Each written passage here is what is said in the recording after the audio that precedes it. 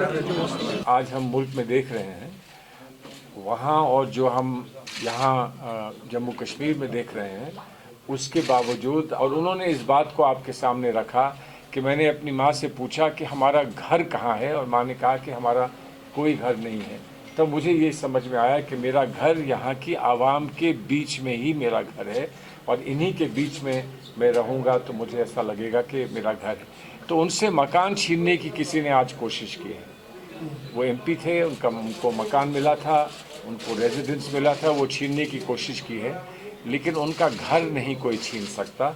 और इसलिए मुझे कहने में फ़ख्र है और खुशी है कि मैं इस बात को कश्मीर की रैली में कह रहा हूँ, जहाँ उन्होंने आकर अपनी ज़बान से ये कहा और दिल से ये बात उनकी निकली थी कि मुझे ऐसा महसूस हो रहा है कि घरों में अगर घर की निशानदेही करूं तो मुझे ऐसा महसूस हो रहा है कि यही मेरा घर है, यहीं से मैं आया हूं, यहीं से मेरे बुज़ुर्ग आए हैं और यही मेरा घर है। तो इसलिए घर का आज सवाल है। हम सब के लिए ये मुल्क हमारा घर है, हिंदुस्तान हमारा घर है, और इस घर के जो हालात हैं, वहाँ जो कुछ हो रहा है, उस पर जाहिर है हमको चिंता है, हमें तकलीफ़ है, शिद्दत की शिकायत है, और इसमें हमारी जुस्तजू कि इस घर को हम महफूज कैसे रख पाएंगे। और घर का एक पहलू यहाँ की जमहूरियत है, घर की जमहूरियत है। ये घर जमहूरियत से अलग नहीं किया जा सकता, और इसलिए जमहूरियत पे जब वार होता है तो यकीनन हम सबको बड़ी तकलीफ़ होती है, और इसलिए आज उसको बयान करने हम आपके सामने यहाँ मौजूद हैं। जब राहुल जी के तेवर इनके बस में नहीं रहे, जब राहुल जी ने बहुत तीखी तरीके से इनको अटैक किया, बीजेपी को, अडानी को और मोदी जी को अटैक किया, तो उसके फ़ौरन बाद वो केस हाई कोर्ट से विड्रॉ करके और मैजिस्ट्रेट से फिर कहा गया कि वो केस टेकअप कर लें, और मैजिस्ट्रेट ने टेकअप किया, बहुत जल्द किया, और जल्द करने के बाद फैसला भी सुना दिया। अब हम सब जो वकालत में हैं, हमने हर एक से आपस में बात करके ये पूछा है कि कभी किसी को ये मालूम है, याद है कि कोई केस मानहानि का हुआ हो और क्रिमिनल डेफेमेशन का केस हुआ हो जिसमें जो मैक्सिमम सज़ा होती है, जो सज़ा की इंतहा होती है वो 2 साल की है, कि मैक्सिमम सज़ा किसी केस में दी गई हो? कोई हमें नहीं मिला है, कोई हमें नहीं मिला, और हमें उम्मीद है कि हमें उसमें राहत भी मिलेगी। लेकिन ये सब जब चल रहा है और जब कोर्ट ने खुद कहा, और इस बात को यकीनन इस बात को हमें अंडरस्कोर करना चाहिए कि कोर्ट ने खुद कहा कि ये सज़ा अभी हम 30 दिन के लिए, 1 महीने भर के लिए ये सज़ा जो है हम मुलतवी कर रहे हैं, हम सस्पेंड कर रहे हैं। तो इसका मतलब सज़ा फ़ौरन शुरू नहीं होगी जब तक कि आगे की कार्रवाई सामने नहीं आ जाती, सज़ा फ़ौरन शुरू नहीं होगी। उसके बावजूद डिस्क्वालिफिकेशन, पार्लियामेंट से बाहर करना फ़ौरन कर दिया गया, अगले दिन ही कर दिया गया, अगले दिन ही करा। 1 दिन नहीं रुके, कुछ घंटे नहीं रुके पता करने के लिए कि क्या ये सही चीज़ है जो हम कर रहे हैं या इसका कोई और रास्ता है। फ़ौरन कर दिया गया, डिस्क्वालीफाई कर दिया। चलिए, वो ये कहते हैं कि डिस्क्वालिफिकेशन ऑटोमेटिक होता है, जो सेक्शन 8(3) है उसमें जैसे ही सज़ा हो फ़ौरन ही डिस्क्वालिफिकेशन हो जाता है। ये उनका कहना है, अगर वो सही है वो कोर्ट में पता चलेगा।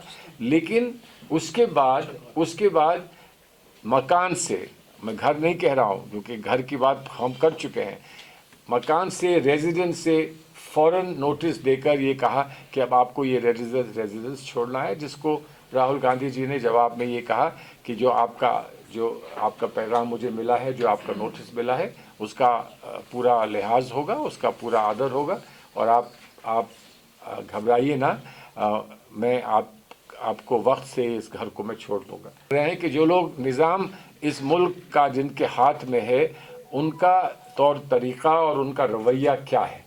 जब ऐसा नहीं है, आप भी जानते हैं, हम भी जानते हैं कि बहुत सारे ऐसे केसेस हैं जिसमें बहुत लंबे अरसे तक घर में रहने की इजाज़त दी है, इसी हुकूमत ने दी है, और कई उसके वजूहात होते हैं, और उनके पास ये पावर होता है, लेकिन एक सीनियर लीडर को, ऑपोजिशन पार्टी, सबसे बड़ी ऑपोजिशन पार्टी के सीनियर मोस्ट लीडर के साथ ये तरीक़ा अपनाया जाए, ये अच्छी बात नहीं है इस मुल्क के लिए और इस मुल्क के निज़ाम और इस मुल्क के तौर और तरीक़े पर के लिए ये अच्छी बात नहीं है।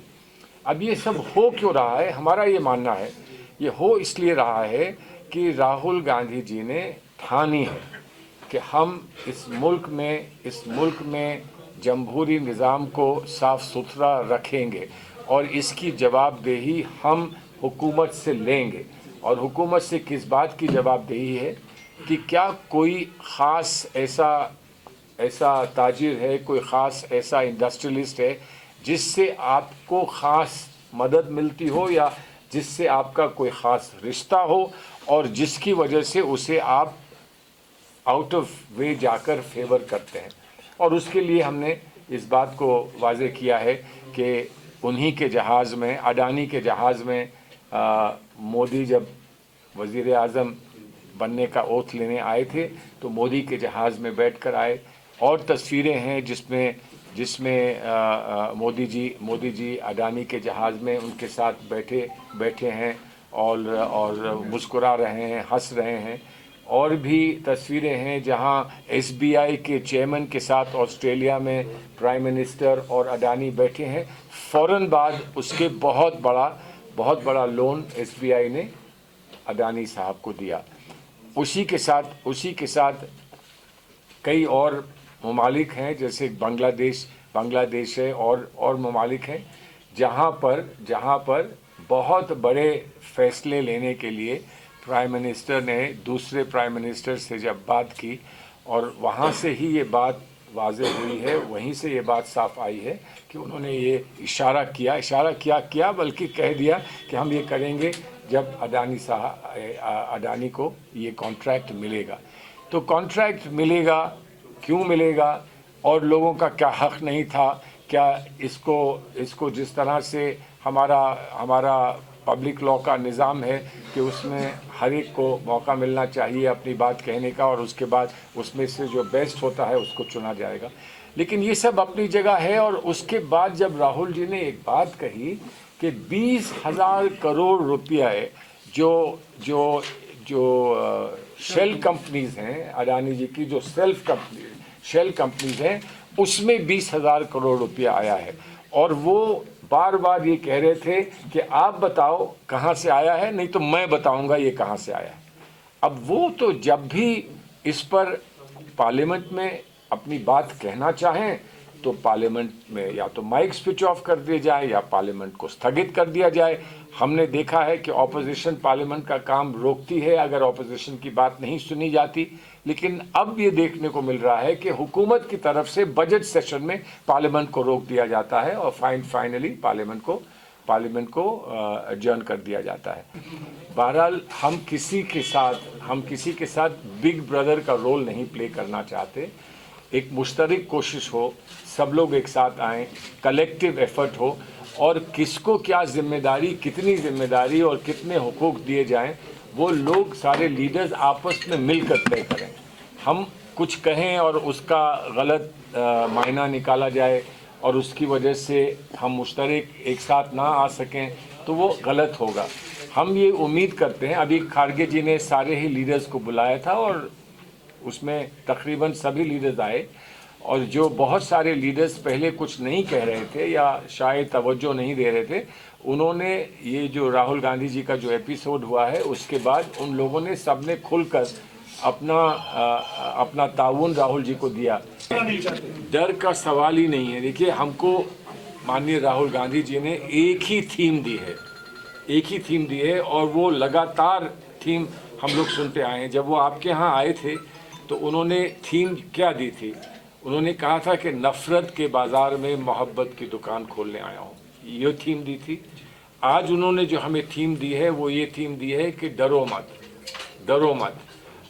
ये चीज़ नहीं बताती कि हम कमज़ोर हैं, लेकिन हाँ, गिनती में हम कमज़ोर हैं, हमारे पास कम लोग हैं, पार्लियामेंट में कम लोग हैं। इसी को पलटना है, इसी को हमें रिवर्स करना है। और देखिए, जो इतनी बहुत सारी पार्टीज हैं, हर एक पार्टी का अपना मंसूबा है, हर एक पार्टी की अपनी सोच है, हर एक पार्टी के अपने एम्बिशंस हैं। तो वो पार्टी सब कुछ समझने के बाद इकट्ठा हो जाएं। कुछ लोग हैं, कुछ लोगों ने आपके कश्मीर के लीडरान ने बहुत खुलकर सपोर्ट किया है, द आइडिया ऑफ यूनिटी को बहुत खुल के सपोर्ट किया है। तमिलनाडु में डीएमके ने बहुत खुलकर सपोर्ट किया है। लेकिन कहीं कहीं लीडर्स ने थोड़ा सा इसमें तकल्लुफ़ किया कि अभी नहीं, अभी सब सोच लें, बात कर लें। इसमें वक्त लगता है और ये बात सही है, ये सब लोग मान रहे हैं कि इस वक्त एक ताकतवर ऑपोजिशन को तभी हम बना पाएंगे जब हम लोग सब इकट्ठा हो जाएंगे।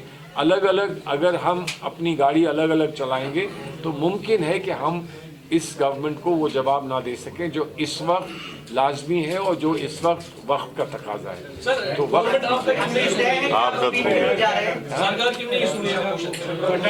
सरकार क्यों नहीं सुन रही?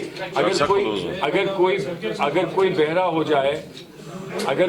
हो जाए तो हम कैसे कहें वो क्यों नहीं सुन रहा है? कोई अंधा हो जाए तो हम कैसे कहें वो क्यों नहीं देख रहा है? और अगर किसी का दिल काला हो जाए तो हम कैसे कहें कि वो धड़कन दिल की क्यों नहीं आ रही है? समझे ना? तो इस सरकार से हम किसी भी पहलू पर वोट पाए नहीं।